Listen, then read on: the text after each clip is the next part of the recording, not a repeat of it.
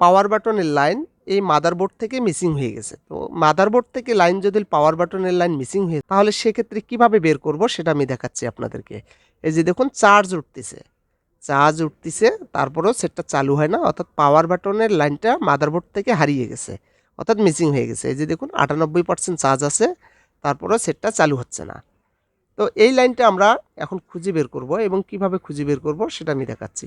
এই যে দেখুন পাওয়ার বাটন চেপে ধরে আছি, তারপরে সেটটা চালু হচ্ছে না, অর্থাৎ সেটটা রান হওয়ার কথা ছিল কিন্তু রান হচ্ছে না, চার্জ উঠতেছে। তো এই লাইনটা পাওয়ার বাটনের লাইনটা পাওয়ার আইসি থেকে আসে। তো পাওয়ার আইসি থেকে লাইনটা কিভাবে টানবো সেটা আমি দেখাচ্ছি আপনাদেরকে। এখন আমি আপনাদেরকে আরও সুবিধার ক্ষেত্রে দেখুন এটা ভালো আছে কিন্তু মাদারবোর্ডের লাইনটা মিসিং হয়ে গেছে। তো আমি আরও সহজ করে বলতে গেলে কি, আমি পাওয়ার সাপ্লাই দিয়ে আপনাদেরকে রিডিংটা দেখাচ্ছি। এই যে দেখুন আমি রিডিং দেখাচ্ছি আপনাদেরকে। পাওয়ার বাটনের বুট কেবলটা লাগিয়ে নিলাম, এরপরে টুইজার দিয়ে আমি পাওয়ার বাটনের লাইনটা ধরবো চেপে। এই দেখাচ্ছি এই লাইনটা পাওয়ার বাটনের লাইন। তো আমি বডির সাথে এটা লাগিয়ে দিচ্ছি। যদি লাইন থাকে তাহলে চালু হওয়ার কথা, অর্থাৎ রিডিং আসবে, পাওয়ার সাপ্লাইয়ে রিডিং আসবে এখানে। তো কোনো প্রকার রিডিং দেখতেছি না, তার মানে পাওয়ার বাটনের লাইনটা মিসিং হয়ে গেছে। তো এই পাওয়ার বাটনের লাইনটা কোথায় থেকে আসছে সেটা আমি দেখাবো আপনাদেরকে। আমি বুট কেবলটা খুলে নিচ্ছি, নেওয়ার পরে এই লাইনটা পাওয়ার আইসি থেকে আসে সরাসরি। এই যে দেখুন আমি আপনাদেরকে দেখাচ্ছি, পাওয়ার আইসি থেকে বের হয়ে যে কোনো একটা কম্পোনেন্টের লাইনটা থাকে, সেই কম্পোনেন্ট থেকে আমি লাইনটা খুঁজে বের করে আপনাদেরকে দেখাবো। তো আমি হিট সিনটা কেটে নিচ্ছি এখানে, কারণ যেহেতু ওপরের টিনটা খুলতে হবে হিট দিয়ে, আর এই হিট সিনটা যদি থাকে তাহলে হিট আসবে না এবং টিনটাও খুলবে না। সেক্ষেত্রে আমি হিট সিনটা তুলে নিচ্ছি। এই হিট সিনটা ব্যবহার করে মোবাইলটাকে ঠান্ডা রাখার জন্য। তো আমি এটাকে খুলে নিচ্ছি, যতদূর খোলা যায় আমি ততদূর খুলে নিলাম। তো এখন আমি সার্ভিসিং বোর্ডের মধ্যে এই বোর্ডটা লাগিয়ে নেব, কারণ নড়াচড়া যেন না করে সেই দিকে খেয়াল রাখতে হবে। একটা টিন যখন তুলতে যাব, বোর্ডটা যদি নড়াচড়া করে তাহলে আশেপাশের যে কম্পোনেন্টগুলো আছে এগুলো উঠে যাবে, তখন সেটটা চালু হবে না, রান হবে না। তো আমি দেখাচ্ছি, ক্যামেরাগুলো খুলে নিলাম কারণ হিট পালে নষ্ট হয়ে যাবে। তো এখন আমি এই মাদারবোর্ডটা ঠিকঠাকভাবে এই সার্ভিসিং বোর্ডের মধ্যে আটকিয়ে নেব। তো আমি এখানে আটকিয়ে নিচ্ছি। তো ভালোভাবে এটা বসাইতে হবে যেন নড়াচড়া না করে। তো বসে নিলাম। এরপরে এই যে উপরের যে টিনটা স্টিলটা আছে, এই স্টিলটাকে আমরা খুলে নেব। তো আমি হটগান দিয়ে হিট দিয়ে এবং একটু পেস্ট লাগিয়ে এটাকে খুলে নেব। তো এটা খোলার সময় অবশ্যই লক্ষ্য রাখবেন যেন এটা এক চান্জে উঠে আসে, মানে ঘন ঘন নড়াচড়া করা যাবে না, নইলে বা টুইজার একবারে ভিতরে ঢুকিয়ে দেওয়া যাবে না, নইলে আবার এর ভেতরের যে কম্পোনেন্টগুলো আছে এগুলো আবার নড়ে যাবে, উঠে যাবে। যে দেখুন আমি আস্তে আস্তে এটাকে তুলতেছি, একদম জোরে তোলা যাবে না, নইলে কিন্তু প্রিন্ট ছিঁড়ে যাবে। তো আমি আস্তে আস্তে এটাকে তুলে নিলাম।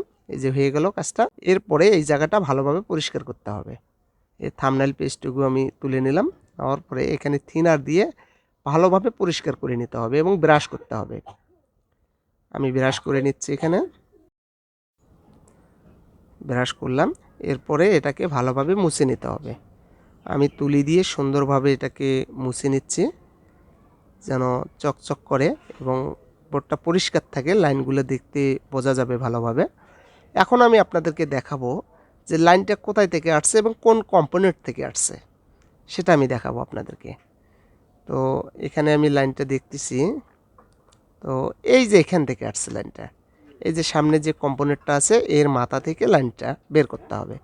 তো আমি একটা চিকন তার নেব, জাম্পার ওয়্যারগুলো নেব, নিয়ে আমি এখানে লাগিয়ে নেব। আমি দেখাচ্ছি আপনাদেরকে, যেহেতু আমি পাওয়ার বাটনের লাইনটা জাম্পার করব, অর্থাৎ লাইনটা টানবো, আমি দেখাচ্ছি। এই যে দেখুন এই কম্পোনেন্টের মাথা থেকে এটাকে ঝালাই করে নিতে হবে একটা তার। তো সুন্দরভাবে এখানে ঝালাইটা করতে হবে যেন শর্ট হয়ে না থাকে কোনোটার সাথে বা বডির সাথে শর্ট হয়ে না থাকে, সেই দিকে খেয়াল রাখতে হবে, নইলে আবার সেটা অটো অন অফ হবে এবং ডাইরেক্ট হয়ে যাবে। এই যে দেখুন আমি তারটা লাগিয়ে নিলাম। এরপরে এই তারটা সোজা এসে যে বাটনের যে লাইনটা থাকে, এই যে দেখুন বাটনের লাইনটার মধ্যে লাগিয়ে দিতে হবে। তো আমি দেখাচ্ছি আপনাদেরকে, পুরো ভিডিওটা দেখবেন, আশা করে তো ক্লিয়ার হয়ে যাবেন।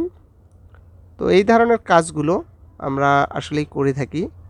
তো দেখাচ্ছি আমি আপনাদেরকে, এই যে দেখুন আমি লাইনটা লাগিয়ে নিলাম এখানে। এরপরে বাড়তি যে তারটা আছে এটাকে আমি কেটে নেব। তো একদম কেটে নিচ্ছি, এই যে নিলাম। এখন এই লাইনটা আমি দেখব যে লাইনটা আসলো কি না, এটা আমি পরীক্ষা করব। তো এখন আমি মিটার দিয়ে মেপে দেখব যে এখানে লাইন আসছে কি না এবং এখানে লাইন শো করে কি না সেটা আমি দেখব। এই যে দেখুন আমি দেখাচ্ছি আপনাদেরকে, এখানে লাইন চলে আসছে। এই যে দেখুন লাইন চলে আসছে, মিটারের কাটার দিকে দেখবেন, এই যে দেখুন লাইন চলে আসছে, লাইন চলে আসছে।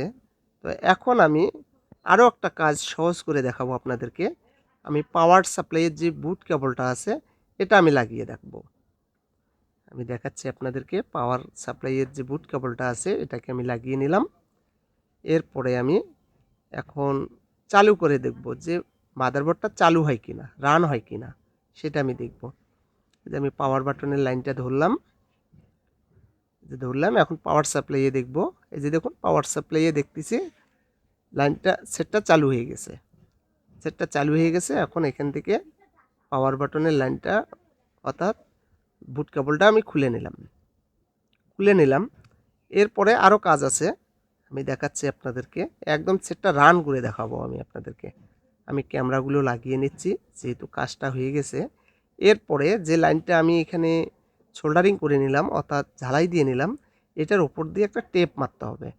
টেপটা মারলে ভালো হবে কি, যে তারটা নড়াচড়া করবে না এবং ভালোভাবে থাকবে এখানে। আমি দেখাচ্ছি, একটা সার্জিক্যাল যে টেপগুলো থাকে এই টেপগুলো এখানে লাগিয়ে নেবো। এই টেপগুলোর মধ্যে খুব ভালো আটা থাকে এবং ভালোভাবে প্রোটেক্ট দেবে এখানে। আমি লাগিয়ে নিলাম।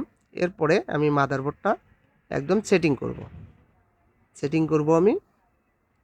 তো মাদারবোর্ডটা বসিয়ে নিলাম এখানে, তারপরে ডিসপ্লের লাইনগুলো ঠিকঠাকভাবে বসালাম, চার্জিংয়ের লাইনটা বসিয়ে নিলাম এবং ব্যাটারি কানেক্টর লাগিয়ে নিলাম।